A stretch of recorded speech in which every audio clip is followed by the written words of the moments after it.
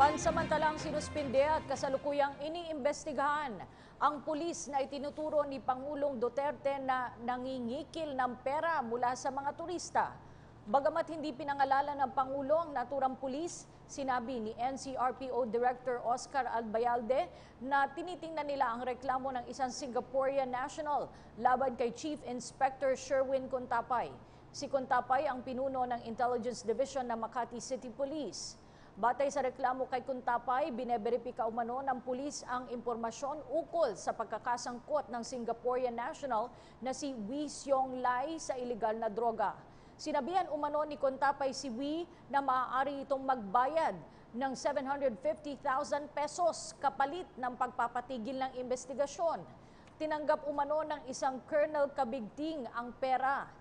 Ani Albayalde, inaalam pa ng pulisya kung may sabwatan sa pagitan ni Contapay at Kabigting.